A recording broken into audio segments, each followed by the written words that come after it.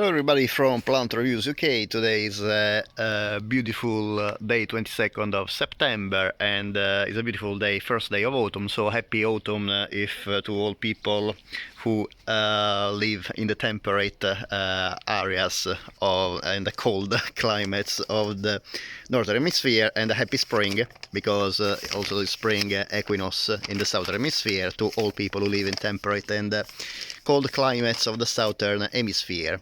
And I'm talking today about a plant that bloom in this period in autumn because I live in the northern hemisphere, even if this plant actually is from the southern hemisphere and in particular from New Zealand. And this one is Olearia paniculata, that is commonly called Akiraho in its New Zealand name. There is a shrub that, despite its name, the scientific name Olearia, doesn't belong to the olive family Oleaceae, but is actually a relative of daisies, even if looking at the flowers you couldn't really tell because they are not very daisy-like in my opinion. However, other Olearia species in obviously in the same genus Olearia, they have flowers that a lot more resemble daisies. However, even Olearia paniculata belongs to the family Asteraceae, like daisies and all the other members of the genus Olearia. The genus Olearia is again a name not made after the fact that they are close relative to olives, that are not, but is actually a name after Johann Gottfried Olearius, who wrote actually a book about plants, and he was a scientist. And instead, the specific name paniculata means small sprayed or tufted, and this is due to the small clusters of small flowers that basically are spread around the plant, as you can see. I'm trying to get a broader view of the plant in the garden, so you can actually see that this plant is absolutely fully covered in blooms, even if my point is the flowers are not really the main attraction of the plant, at least not as much as its beautiful wavy curly leaves that are also a very peculiar color. They are glossy green on the upper surface, while they are like silvery white on the lower surface. This plant is a plant, as I said, that is native to New Zealand and can grow up to 6 meters. Is a really big shrub, kind of the size of a small tree. However, obviously in the garden can be pruned quite easily, and it can be used as a hedge because it has an evergreen foliage that, as I said, in my opinion, is the main point of attraction.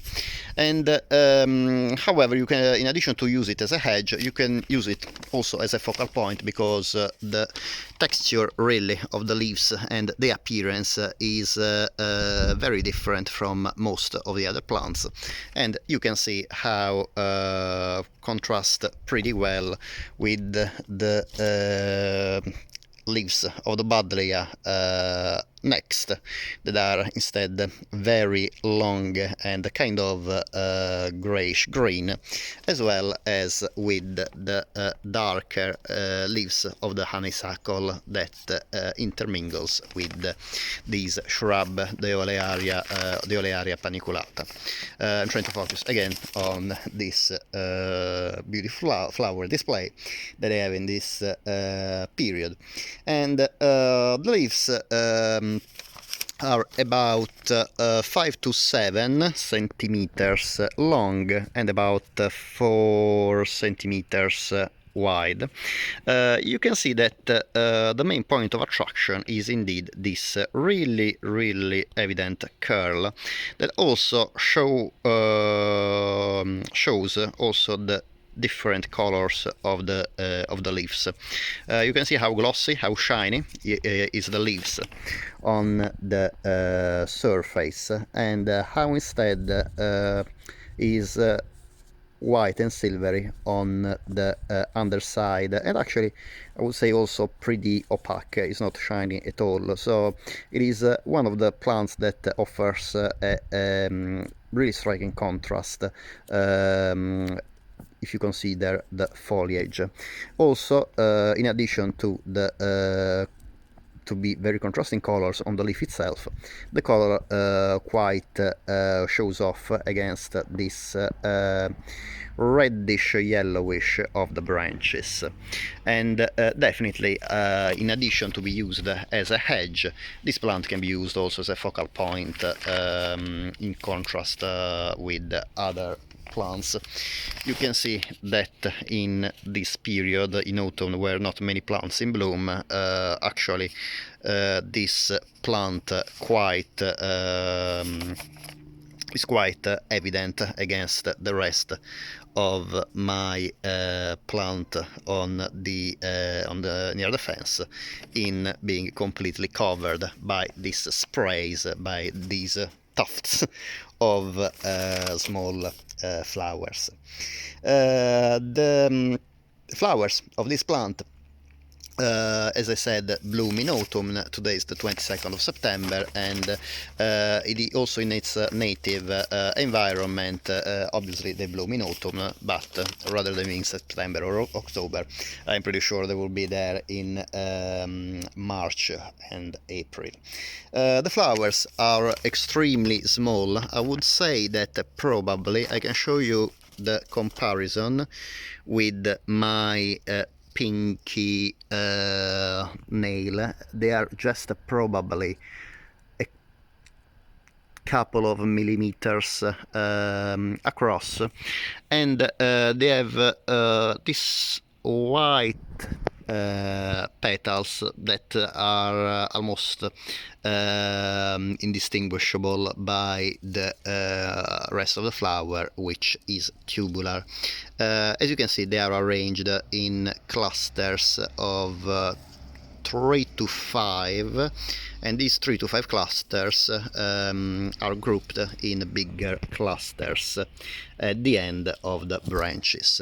The plant is also often described as fragrant, and yes, the plant, it is fragrant, but it is a very liked fragrance. The fragrance itself is really pleasant, is sweet, kind of honey-like, so I really do like this fragrance. However, please bear in mind that even with such a display of a plant, as in my case, that is completely covered in flowers, being about 50 centimeters far from the plant, I can't really smell anything, so you really need to stick the nose in the flowers to actually smell this honey like fragrance. This is definitely not a plant I would recommend for a fragrant garden. I definitely would recommend it as a hedge if you like an unusual plant with evergreen foliage,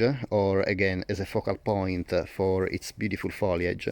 But if you want to go for a plant that has a beautiful fragrance in autumn, I'd rather choose Oleagnus cross Ebingei. I don't have any Oleagnus in my garden, however there is a huge hedge of Oleagnus just out of my house. I made a video last year and I will put it in the description, and the fragrance of Oleagnus cross Ebingei is absolutely amazing. It's really sweet and spreads meters far from the plant, and when the plant is covered in flowers you can't actually not even usually see the flowers because they are mostly covered by the leaves, while in Olearia paniculata you can actually see the flowers pretty easily because these sprays are all across the plant. However, what you notice in Oleagnus, even before noticing the flowers, is just this beautiful fragrance. And actually in Oleagnus you really need to try to look out for the flowers. They are really pretty small and camouflaged in between the leaves, while Olearia, I would say that the flowers are more showier, definitely more showier than in Eleagnus. Eleagnus also offer kind of quite nicely contrasted leaves that are also quite clear underside and green on the upper part of the leaf. However, doesn't have these beautiful wavy edges that make Olearia paniculata really a standout plant for its foliage.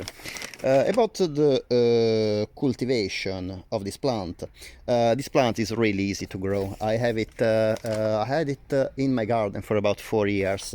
Unfortunately, it's not the most easy to find. It's actually pretty rare. The only time I found it was in a greenhouse. It's a nursery, yeah, that had a huge greenhouse in Kent, where I live. However, unfortunately, this greenhouse closed down a couple of years ago, and actually this was the only place I found this plant for sale, and I've never found it in any garden center or any other nursery for sale. So I was pretty lucky for the purchase. However, you can probably find it online a little bit easier. However, you really need to look for it, because it's not a plant that is very commonly for sale, at least in the United Kingdom. Very probably in New Zealand is a lot more easy to find for sale, because it's native there.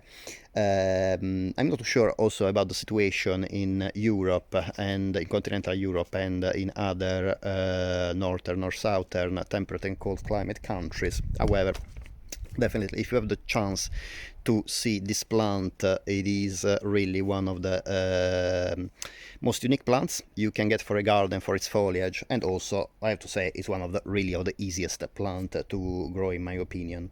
It is resistant to the wind, and the wind can actually batter my garden quite bad, especially in winter, and also is pretty resistant to salt spray, so is ideal in coastal areas. I don't live in a coastal area, but I found that this plant is very used in coastal areas. Also, once established, can tolerate droughts. Obviously, you need to ensure a very moist soil. Obviously, not waterlogged as many other plants. This plant need very well drained soil.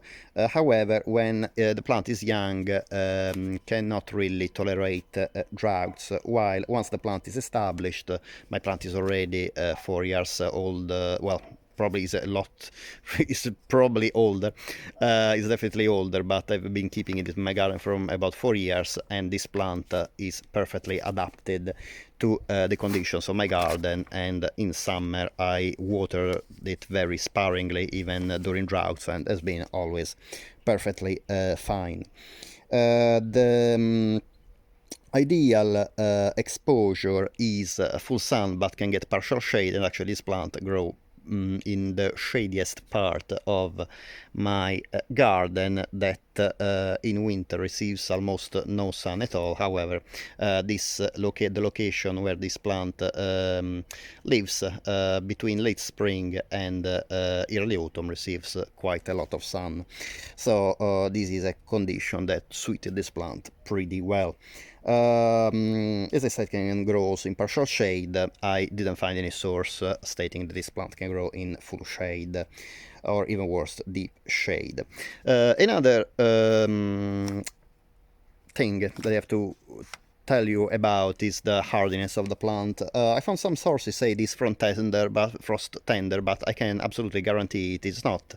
My garden in the past 4 years have been twice subject of very low temperature for about a week in the winter 2018 and in the winter 2021, so March 2018, with a very cold period, cold in the UK, the beast from the east, and in 2021 also around February and March, with a very, very cold period, with temperatures down to -7 degrees Celsius for several days. And this plant, even if it's evergreen, stood perfectly fine the cold weather. So it is actually frost hardy, and I found in particular that other sources reports this plant to be hardy between USDA zone 8 and 11. So I live in USDA zone 8, and I completely agree basically the plant can easily stand winter temperature below freezing point as long as they are not very much extended.